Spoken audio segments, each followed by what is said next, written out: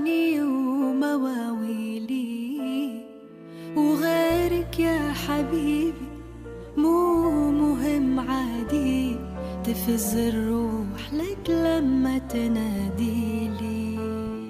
كل يوم ألقى روحي بتندهلي، على العموم مش أخبي وداري علي إنه غيرني وسرقني وإن أنا اتعلقت بيه.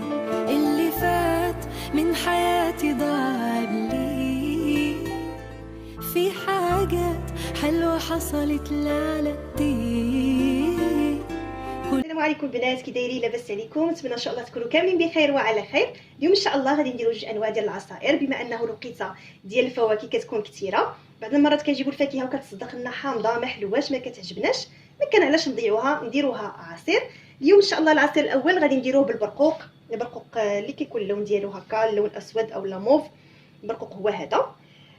كما قلت لكم خرج حامض، غادي نديرو عصير. هنايا خديت الكميه اللي بغيت، درتها في الماء فوق البوطه على ما تسلقت. بانت لي ديك القشره ديالها صافي كتحيد، وطفيت عليه النار، حيدت له القشره وقطعته هكا قطع صغيره. هو صافي كيهرى، يعني راه كيولي بحال البيغي. كنحيدوا له العلفه ديالو، وهذاك الماء اللي تسلق فيه ما ضيعتوش، خليته. وطبعا غادي نحتاجوا الماء البارد.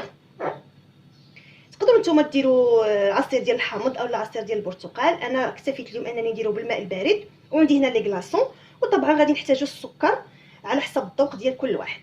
وغادي نبداو على بركه الله. غادي ناخذ الخلاط ديالي، هنا درت لي كلاصون وغادي نضيف هذيك البيوري ديال البرقوق اللي وجدت.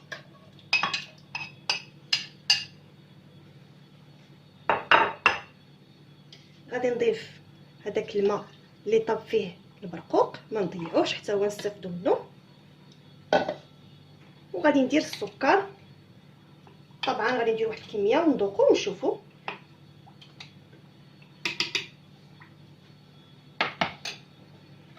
غادي نطحن عاد ونضيف الماء اللي عندي بارد.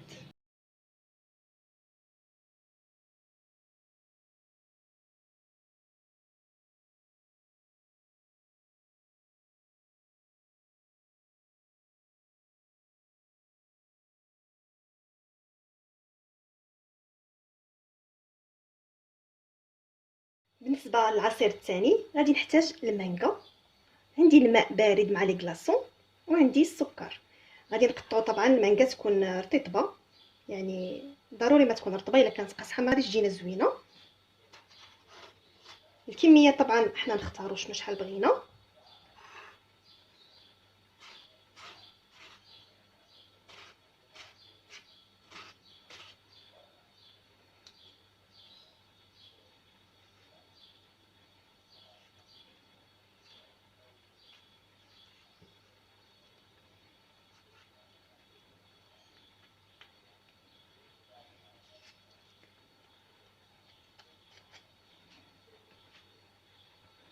بعد ما قطعت المانجا ديالي شنو غادي ندير؟ غادي نكون دايره هنايا الماء بارد ولا كلاصون. اول حاجه غادي نضيف عليه السكر على حسب الذوق اللي بغيت. الا كانت المانجا طايبه مزيان راه ما غاديش نحتاجو السكر بزاف. اول حاجه غادي نضرب السكر والماء مزيان مزيان.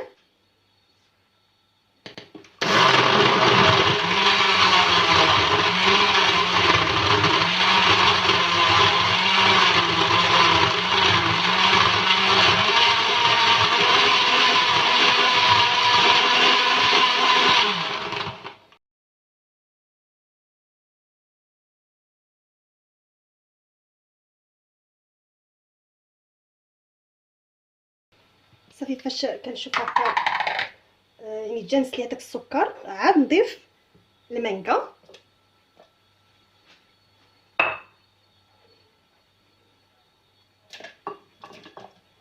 كيجي عصير الصراحه رائع، كيجي منعش.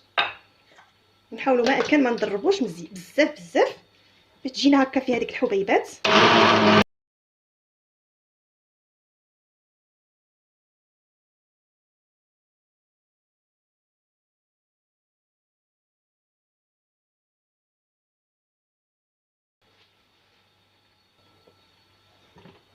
وها العصير ديالنا واجد. وكيكون الشكل النهائي ديال العصائر اللي وجدنا الصراحه كيجيو منعشين جدا جدا جدا. كنديرهم غير هكا بالماء البارد ولي كلاصون كيجيو رائعين الصراحه. بعض المرات ما كيكونش عندنا الحامض، ما كيكونش عندنا عصير ديال البرتقال، نقدروا نقضيو غير بالماء وكيجيو لذاذ وخفاف الصراحه ومنعشين. غير اللي مهم انه الماء يكون بارد، ونديروا لي كلاصون حتى هما، وبالصحه والراحه. نتمنى الفيديو ديالي يكون عجبكم، ما تنساوش تدعموني باللايك والبارطاج مع الاصحاب والاصدقاء، والى فيديو قادم باذن الله.